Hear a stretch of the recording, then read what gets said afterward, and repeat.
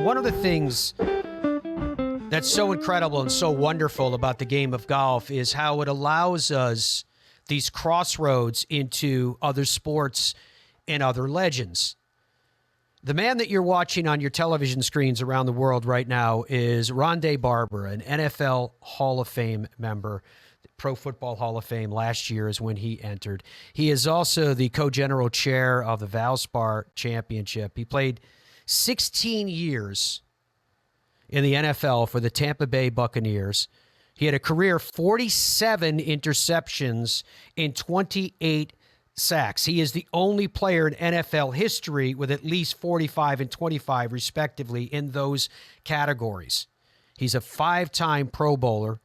He was a Super Bowl champ as well in Super Bowl 37. No surprise then his affinity for, obviously, the Tampa area, the Valspar Championship, as I just mentioned, with his leadership position that he has there. This is very much a man who knows football. He is very much a man that knows success, and he's very much a man that has a commitment to giving back, and using the game of golf as a vehicle to do the same is something that we all benefit from. Absolute delight and pleasure to welcome Ronde to the Fairways of Life show once again. How are you, my friend? Good. How are you, man? It's good to hear from you again. Yeah, it's good to hear from you. This is an exciting week with everything that's going on. How crazy does it get for you? Are you able to sleep this week, or is the work done pretty much in advance? No, a lot of work's done in advance. Most of it's obviously during the year. It's 51 weeks just for to get ourselves ready to host for 1 week on the PGA Tour. It's a lot of work, but it's fun. It's a lot of fun too. You talk about sleep. No, we don't get sleep this week. A lot of us stay on property, get away from home just because we know how much interaction's needed from us. And but at the end of the week, it's a great time. So we're all look forward to it. How much for all of you guys involved is it kind of a fist pump when you hear the best players in the world rave in their reviews of the Copperhead course and saying that, just as an example, just with the Florida swing alone, you'll have many of them say that it's their favorite stop of that swing. Yeah, that's a testament to Innisbrook and Sheila Johnson, the owner of that property, and Bobby Barnes and Andrew Corey, the pros, and the general manager, Chris Whaling, those guys out at Innisbrook that maintain that property, that the course sets itself up every, winter into early spring to look like this that you're seeing on your screen. They put the oversea down. Ryan and his maintenance staff do a phenomenal job to get this course looking like this. I mean, it's a premier course in the area. But this time of year, it's beautiful. I mean, it's unbelievable what it transforms into. And so when the players get here, they're getting the best of Florida. The weather's perfect. The agronomy's perfect. The crowds that we get out the tournament are so much fun and enjoy golf. And there's a reason I think they continue to come back. I mean, year in and year out, we always worry about our field because we're not one of the designated events, the signature events or whatever. But the reality is guys keep showing up for us. And I think it's mostly because of what's going on at Innisbrook and the Copperhead course. Ronde, golf, baseball, football, culture, whatever road we go down. I saw a thing recently. Can't remember where I saw it, but I saw a thing recently, and it was top 5 cities in Florida that people are moving into, right? Because there's a lot of people coming down now that they can work from home, et cetera, more. Top 5 cities in Florida that they're moving into, the number 1 city was Tampa. And so it makes me wonder, because you've been there for so long now and the changes that you've seen, where do you see the Valspar Championship kind of fitting in the fabric of sports and culture and fun and people coming into the city? Yeah, that's a great question. Because the one thing, all Florida cities are like this. When you have, a sporting event, you're always fighting against everything else to do in Florida because you can go outside most days and find yourself at a beach or park or other golf courses. But for us, we're right at the beginning of spring training. The Lightning are still playing. Obviously, football season is in the fall. But those two sports actually bring a lot of people to the area, especially spring training baseball. The Blue Jays are right down the road. The Yankees are, down in kind of towards Midtown and Tampa. There's plenty of other teams that, matriculate this way. And so Valspar is in a very perfect spot, actually, because you're going to come down from up north, say you're a Yankees fan or Toronto fan or wherever, and you're going to go to spring training games. You know what? That one weekend in March, I think I'm going to go watch some golf. And Yeah. it's been that way, since this event moved from the fall to the spring, and we're on a really, really good spot on the calendar. So, deciding what to do in Tampa is hard. I mean, it is. There's just a lot to do. But this time of year, it's perfect for a PGA Tour golf event. We're very fortunate, to be honest with you. We recognize our fortune to be in the position that we are in on the calendar during the PGA Tour calendar. I want to talk to you more about the Valspar Championship and the impact it's making. They've just recently passed $50 million in charitable contributions. We'll get into all those details, but I want to focus on your NFL career here for a second, Ronde, as well. 16 seasons. The last time you and I spoke, it was just right before you were inducted into the Pro Football Hall of Fame. I'm not going to suggest that you weren't emotional knowing that you were going to be in there, but I am curious that once you are there for the induction and you make that wonderful speech that you made, how much were you swept up by emotions in the moment? Oh, it's impossible to describe what that feeling was like. And, I'm a guy that's always kind of prided myself on being prepared. And so I knew what the moment was like. I had a couple of teammates, Warren, Derek Brooks, John Lynch, Tony Dungy, all been inducted into the Pro Football Hall of Fame before me. So I had seen the process. I knew what it looked like. And so I was prepared for it. I was ready to deal with the week, because the week is a lot. They ask you to do a lot and be a lot of places and speak to a lot of people. And I was fine. And then it's that moment right before you're getting up on stage and approaching the dais, and you got to, talk about yourself in the Hall of Fame. And that moment was overwhelming. Like my friends, the ones that were in the front row, were like, dude, your hands were shaking uncontrollably. I was like, I couldn't control it. But it's impossible to say what it means, because you'd have to really have gone through it with me. The 16 years playing, the then 6 years waiting, or actually 11 years, because 5 years after you retire, you're eligible. But I waited 6 years after that.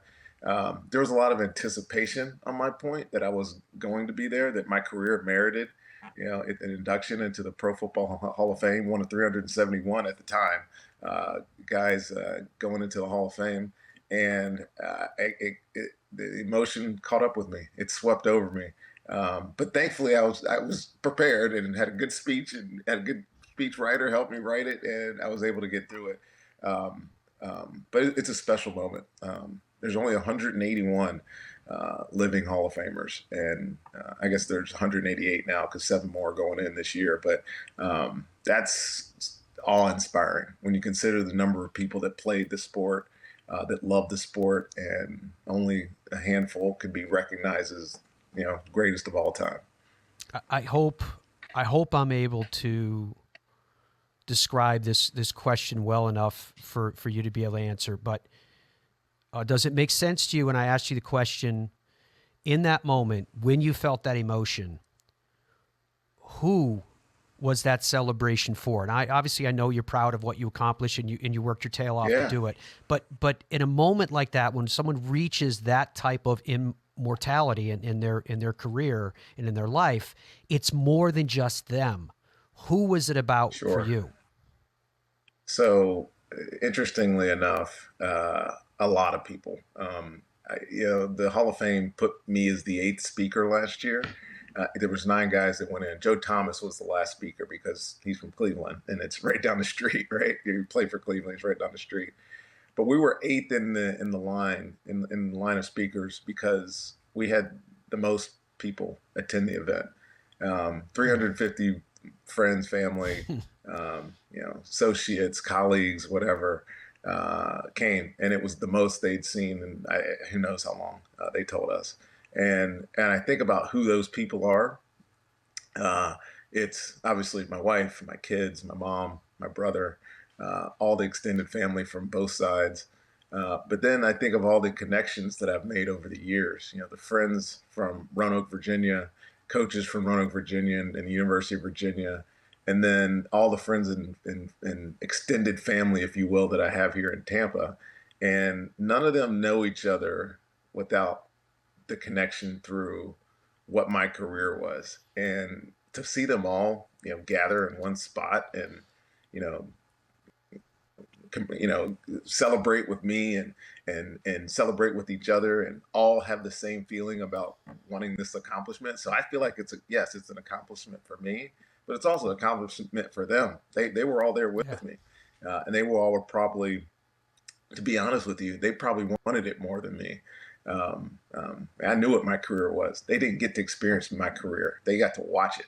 But then being able to say that they were, you know, at part of the Hall of Fame experience, that I'll never forget that. Those are going to be the indelible memories for me. You know, when I'm looking back at this 20 years from now, about when I think about my induction in the Pro Football Hall of Fame. This is a big deal this week with the Valspar Championship underway. It was a big deal for Barber, playing 16 seasons with the Tampa Bay Buccaneers, including a Super Bowl win. Of course, he is a member of the Pro Football Hall of Fame. An earmark of his career, of course, was longevity. 241 regular season games, NFL record streak of 215 consecutive starts at cornerback, and 224 if you include the playoffs. Only defensive back since the AFL-NFL merger in 1970 to start every game for 13 consecutive seasons. He's the NFL's all-time sack leader at cornerback. He was a Buccaneers winner of the Ed Block Courage Award. That was back in 2011. It's given across the NFL to a player from each team who demonstrates courage, sportsmanship, dedication to his hometown community. And that's something that we see time and again from Ronde, that dedication and that giving back to his hometown community. How and why did you decide that the Valspar Championship, this golf tournament, was going to be one of the vehicles that you felt like you could contribute to?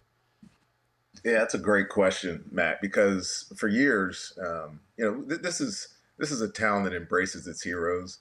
You know, if you look at the foundations that my teammates and other, you know, players from other sports have established here, you know, they're big, they're significant.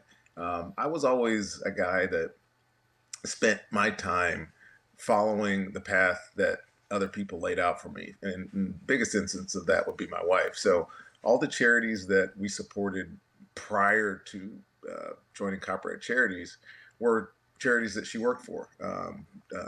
JDRF, Diabetic Charitable Services. She worked for the Children's Home in Tampa for a couple of years. And those were all big, big parts of my life.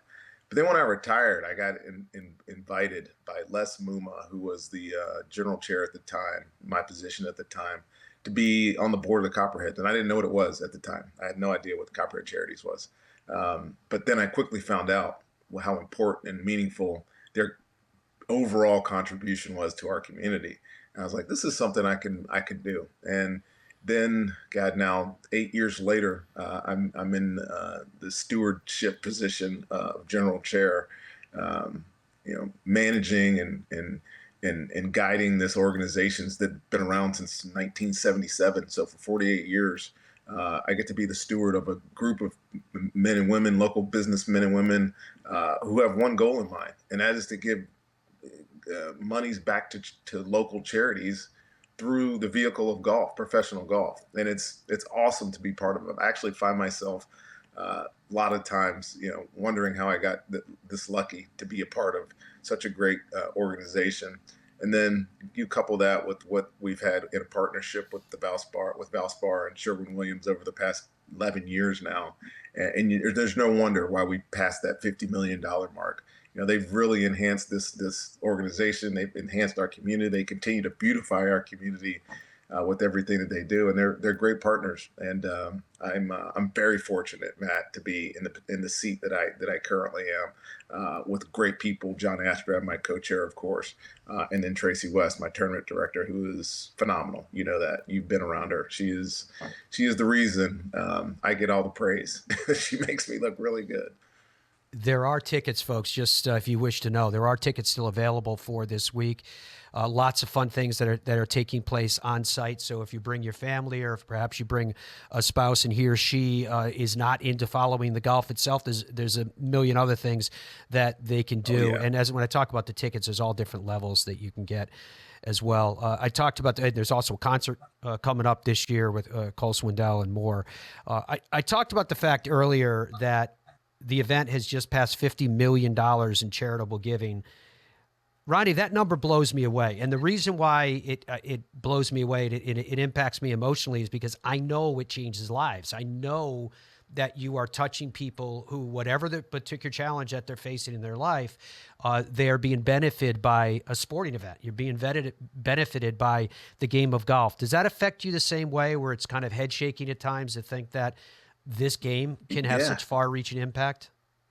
Oh yeah, that's why we're all so passionate about what we do. I mean, Matt, I get paid $0 to be part of this. Just like everybody on my board, just like all the copperheads, they're actually being asked to generate revenue in the community so that we can put this tournament on. So yes, it's very impactful. Our board gets together a month or so after the tournament, and we have a charity committee.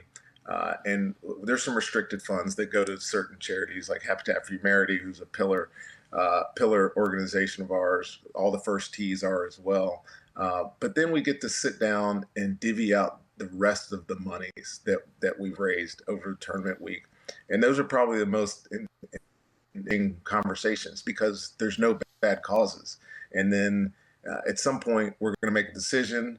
We vote on it, we decide, and then out of nowhere, a handful of charities are getting checks for 25 to 50, $100,000 from Copperhead charities, and the response that we get back from them is what makes us know that we're all doing the right thing. That we didn't even expect this. How do we thank you enough? Like, no, we're thanking you for being a charity in our community. And that's the power of professional golf. It's why I think all of us, at least on the Copperhead side, are so passionate about what's going on with the tour and how much it's going to affect us into the future, because we want to keep doing what we're doing. We passed $50 million, and this was a mixed team event. This was a totally different event before 2000. But since then, as the PGA Tour has grown, so too has our impact in our community. And as a leader in this organization, I definitely want to see that continue. And I'm looking forward to the years coming. And hopefully Valspar's part of that. I think we got a good chance to renew with them and continue to do what we're doing here in Tampa Bay. You mentioned in the last segment that you were very pleased at where you hit in the calendar. Others would look at it as a challenging position to be in, but your field doesn't reflect that. You've got such a strong field coming in. I'm sure that's a reflection of the fun that people have when they're there, how great the golf course is, what you guys do behind the scenes for everybody. But I take it you've got to be very pleased with this week. Could not be happier with this field. Obviously, again, we question it. We that's the one element that, if there's pure golf fans that just don't want to come out and enjoy all the other amenities around course, they actually want to watch golf. You need good golfers. You need named golfers. You need the Jordan Spieths and the Justin Thomases of the world, and the Tony Finauls and the Saeed Tagalas of the world who have just committed with us. Those guys make our tournament, because there might be somebody out there that may be considering buying a Copperhead club, which is our newest hospitality at Valspar this year. It's the highest end, biggest ticket. We need those guys so our patrons will come buy that ticket. But at the end of the day, we know we're always going to have a good field. I think we pride ourselves on saying it's the best. It's the best place to get ready for the tournament that's in Georgia in a couple weeks.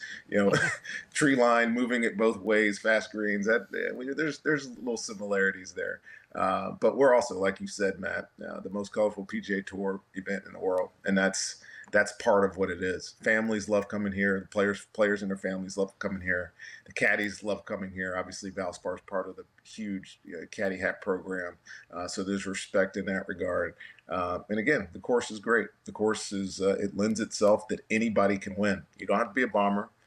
10 under, 9 under, it can be the winner. 12 under is a great score here. So you don't have to hit it a long way.